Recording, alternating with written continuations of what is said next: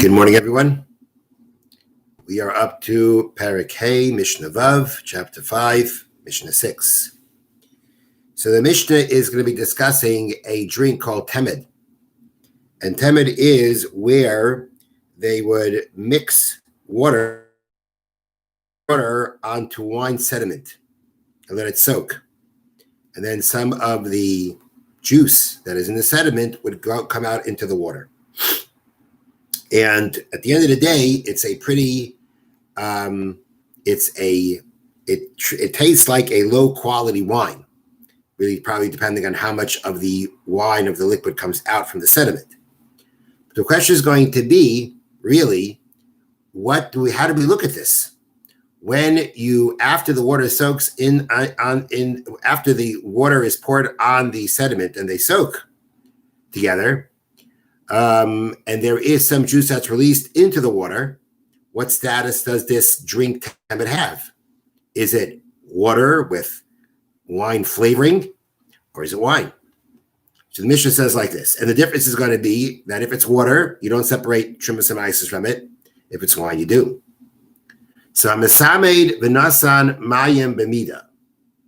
A person was making this temed drink, and he put in water by a certain measure, and afterwards he came out with the same amount. Then we say pater, then you're exempt from separating trimus and maasros. And what that means is like this. Let's say the example that's given is you added 3 jugs of water to the sediment, and after all was said and done, what did you come out with afterwards? Again, 3 jugs of liquid, 3 jugs of temed. Obviously, the release of the grape juice from the sediment into the water was very little. Let's say it's a little bit, it's a drop more than 3 jugs. But there's a certain degree. It's pretty much what you went ahead and you poured in. Very little came out, and therefore we say if very little came out, we look at it as water that has some grape juice, that has some wine flavoring to it. Now, if we say there is some kind of wine in here, there are droplets of wine in here, why are we not concerned with the fact that that wine has to have trimus and maasros separated from it? And the answer is because we have a rule called bittul, nullification. You have a mixture of 2 things. The majority of the mixture will nullify the minority. So if, let's say, you have, in our case, you've got the majority is water, the minority is some wine. So it's a majority of water that says no trimus and maasros, a minority of wine that says yes trimus and maasros, at least on this minority section apart. The law of bittul nullification says that the minority is nullified. It loses its standing, its status to the majority, and therefore this is not wine; it's water. Now, there's one other halacha that has to be dealt with, and that is that if we have meaning something that trimus and maasros hasn't been separated from, and it gets mixed into non-tevel, let's just even talk about it gets mixed into non-tevel. And there's a majority of non-tevel to the tevel, but the tevel gives taste. The taste of the tevel is recognizable in this mixture. In that situation, as long as it goes ahead and gives taste, the majority is not going to be able to nullify.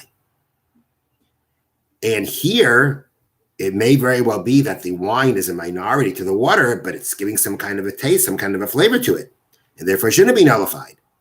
And the explanation, the answer is that it's not really giving any kind of taste. Let me read it to you how here in the notes they have it. Although the sediment flavors the water, it does not give the water the full taste of wine, but merely some sharpness. Whatever taste is in there, there's a little sharpness, but it's not really the taste of wine. And therefore, that kind of taste is not significant enough to say that it's not going to be nullified in the majority. Okay, so that's the Mishnah. The Mishnah says you're making this temed. You added 3 jugs of water. At the end, you come out with 3 jugs of temed, pater. The Ratanura speaks out. This is very important, especially because of the next part of the Mishnah. And that is that the truth, according to the Tanna Kama, until it reaches that you put in 3 and you came out with 4, meaning a quarter now of this temed is wine, because if you put in 3, you came out 4, where'd the 4th come from? The 4th came from the liquid out of the sediment. So that means now in this temed drink, a quarter of it is wine. Once a quarter of it, 25% of it is wine, then it won't be nullified in the majority, because that's how they diluted wine at times of the Mishnah. At times of the Mishnah is very clear. They had to dilute the wine with a lot of water. And typically it was done 3 parts water to 1 part wine. 25% is going to be wine. If 25% of this temed is wine, then that's wine. That's enough wine in this mixture to say that's how wine is always done. And therefore, the minority amount of the wine is not going to be nullified. Once it's less than a quarter, meaning the Mishnah's case was you put in a measure and you came out with the same measure. It doesn't have to be that way exactly. Basically, it can be you put in 3, it came 3.5, 3 3/4. As long as you don't have the ratio of a quarter wine to 3 parts water, then we say that part of the wine is going to be nullified, is going to be nullified in the majority. Because again, it doesn't really give the full flavor of the wine. But once it comes to the point of a quarter, you come out with it. Once the wine is a quarter of the temed, then already we say that's how you deal with wine. That's how wine is done, and therefore it would not be batel. It would not be nullified. Rabbi Yehuda Machayev. Rabbi Yehuda says no. You're obligated. Rabbi Yehuda is saying that actually, in the case where the Mishnah says you put it in a measure, you came out with the measure, that's not Rabbi Yehuda is saying that you're chayiv. You put in 3, you came out with 3. Well, 1 second. If you put in 3 and you came out with 3, Rabbi Yehuda is not going to say there that you're obligated to Shumas and Maasros. But let's say the case was you put in 3 onto the sediment, 3 chunks of water to the sediment, and you came out with 3.5. Came out with 3.5. There, Rabbi Yehuda says you will have to separate Shumas and Maasros, and the reason is because Rabbi Yehuda says like this. Rabbi Yehuda says that anytime you go ahead and add the water to the sediment, some of it is going to stay behind in the sediment. It's not all going to be released. Some of it will become absorbed in the sediment. And therefore, it says Rabbi Yehuda, if you come out with 3.5, so that means it's like this. You put in 3. At least one half of a jug is absorbed into the sediment and it's not coming out. So if I have 3.5, then the jug's worth over the 2.5 of my original water that I added has to come from somewhere. It has to come from the sediment. Now that means that what I really have now is 2.5 water and 1 of wine. That's more than 25%, and therefore it's going to be chayiv. But that's only because Rabbi Yehuda says that you have to assume that all the water that you put in isn't there anymore. Some of it got absorbed. Tanna Kamma doesn't hold that way. And therefore he says, until you actually have 4 jugs, until you have a quarter more, then at the end, then it's not going to have Shumas and Maasros. Rabbi Yehuda says, you have to take into fact that part of it, that half a jug's worth is going to be absorbed, according to Rabbi Yehuda, and therefore if I come in with 3.5, that means I have a jug's worth of wine that came out of the sediment, and then at 3.5, I have 2.5 water, one wine. I've got more than 25%. Okay, so that's the machlekes Tanna Kamma and Yehuda, but the halacha is not like Rabbi Yehuda, it's like the Tanna Kamma. So basically, until you come out with a quarter more of what you put in originally, if you have that quarter more, you'll have to separate Shumas and Maasros, otherwise not. Now, the Mishnah continues, Matzah Yisra Kadei Midasei. Now, let's say you find more than your original measure. More here means 25% more of the total. Then you have to say Shumas and Maasros. How do you do that? Says the Mishnah, Ma'itzi alav mimakim acher. You can separate a barrel of wine, v'cheshbon, according to the amount of wine that's in here. So the Mishnah means to say 2 things. One of the things the main thing that it's saying is is that when you separate Trumas and Maasros from this temed, where you've got 3/4 of the water and 1/4 of the wine or of the grape juice, we don't look at all of this as wine to say that I have to not separate Trumas and Maasros based on the entire amount, meaning 4 jugs. All I have to do is separate Truma and Maaser from the amount of wine that's in here. Only from the 25% of the temet, that 25% of grape juice, do I have to separate Trumas and Maasros from. I don't have to separate from the 3 parts water. This is not wine. This is temet. So although we're saying that when there's 1/4 of the grape juice to this drink, there's 25% of this drink is the grape juice, then now we say that part is not nullified. You have to separate Trumas and Maasros. You still only have to separate Trumas and Maasros from that part. And as the Mishna says, you can either take from this temet drink itself, or like we know previously, you want to separate Trumas and Maasros from a different barrel of wine for this wine. Yeah, here's a barrel of tevel, and you want to separate from this barrel of tevel of wine for this wine. You can do that. That's not a problem. And here too, you can do that. You can separate from a different barrel of wine for the wine that's in here. But at the end of the day, you're only separating Trumas and Maasros according to the cheshbon, according to the calculation of how much wine there is in here. That's the only part that you have to separate Trumas and Maasros from. Now, here in the notes of different Tiferes Yisrael, something very interesting. And it's like this. In essence, I'll read it to you. Again, you have a choice. You want to separate from a different barrel of wine? Fine. You want to separate from the temet itself? Fine. But when you're separating from the temet itself, one has to bear in mind the following. We just said that you only have to separate Trumas and Maasros from the 1/4 part, which is grape juice. So how much of that do you have to separate? 1/10 of that, right? 1/10 of that 1/4. Okay. To illustrate, if 1/4 of the temet is wine, only that amount is subject to Maasros, separating Trumas and Maasros from. Thus, for Maaser Rishon, right, that comes after Truma, which is 1/10 of the produce, 1/10 of that 1/4. Again, it's not exactly 1/10. You already took off the Truma from it.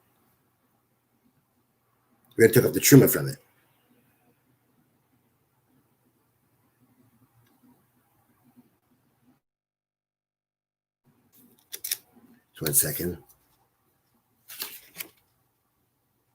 Well, actually, we had a previous mission before that when you separate the Truma from the wine, I mean, this is sediment from wine. When you separate the Truma from wine, the Truma goes for the sediment too. So your Truma is taken care of from the sediment. Whatever's in the sediment, Truma is taken care of. So the only thing left that comes out of the sediment is the Maasros. Okay, so it's going to be 1/10. All right. So now you got your Maaser Rishon, your 1/10 of this temet, and it's 1/10 of a 1/4 of this temet. The 1/4 part, that's the wine. Okay.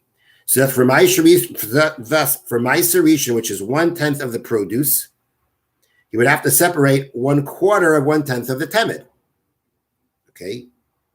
1/4 of 1/10 of the temet is what he would be able to separate. There's what he has to separate for Trumas and Maasros. Because again, 1/4 is grape juice, is wine. You got to take 1/10 of that 1/4. Okay, 1/10 of that 1/4, which also translates into 1/4 of 1/10 of the temet. But if he separates part of the temet itself as Maaser, not from somewhere else, but from this drink itself, only 1/4 of what he separates is actually wine. The other 3/4 is water.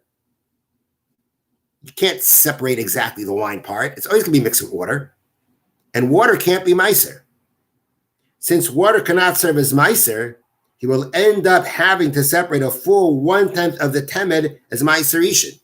If you want to make sure that you got a 1/10 of that 1/4 part, you're going to have to actually separate 1/10 of the whole temet to make sure you got 1/10 of that 1/4 part of the wine. You can't just go ahead and take off 1/4 of a 1/10, because 1/4 of a 1/10 has water in it. It's all mixed together. It has water in it, and the water can't be used as part of the Maaser. Therefore, to make sure you get 1/10 if you make sure you get a Maaser, 1/10 of that quarter part of wine, you'll have to take off a whole tenth of the temet to make sure that you can do that.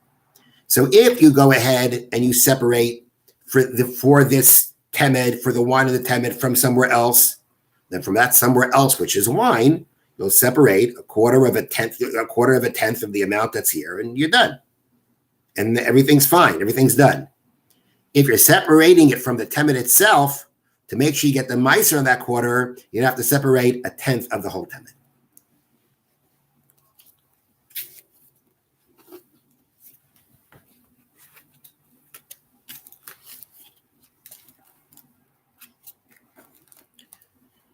Okay, the next halacha the Chavetz Chaim says is afilu muraya shem yargal atzma b'mida hazois shelasaper lo'elam megdusa shal Yisrael v'chadim medibur yisurim. Even if a person sees that if he is going to develop the habit of not speaking Lashon Harah, if he reads Yisuv lo hebsid gadol b'yin parnasasai, it could possibly cause him to lose his livelihood.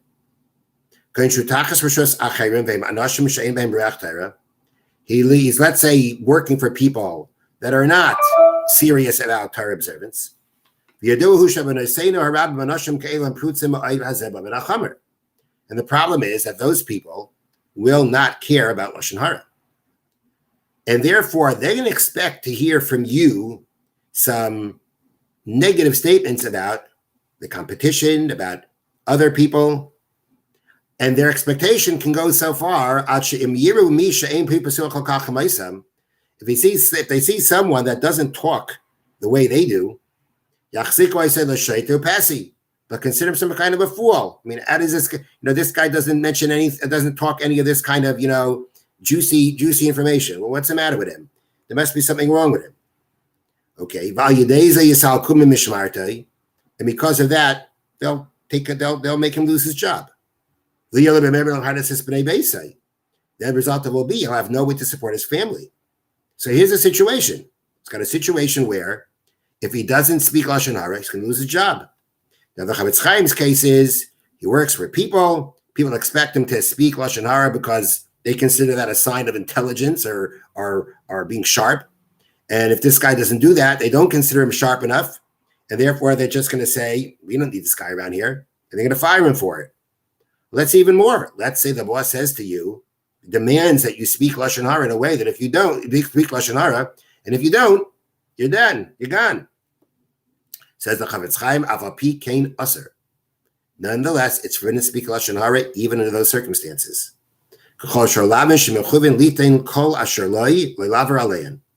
Like any other prohibition, that basically if a person is threatened, commit this prohibition, transgress this prohibition, or I'll take all your money away, you got to allow all your money to be taken away. You can't transgress the prohibition to save your money. And therefore, says the Chavetz Chaim, just like that would be true by if somebody would say, eat this non-kosher food or else I'll take all your money away. You're not allowed to eat the non-kosher food. If he says, eat the non-kosher food or I'll kill you, that's a different story. Then, depending on the situation, would be able to eat it. But if it's just he's threatening with your money, to take away your money, that doesn't allow you to transgress the prohibition to save your money. The Chavetz Chaim is saying the same thing applies to Lashon Harah. Lashon Harah is a prohibition just like any other prohibition. And therefore, even if it comes out that you see by not speaking Lashon Harah, you can lose your livelihood, you'd be obligated to do that. Understandably, a person who would be ready to do that, Hashem would reward that person unbelievably, because that's tremendous self-sacrifice to observe the Torah. Have a wonderful day.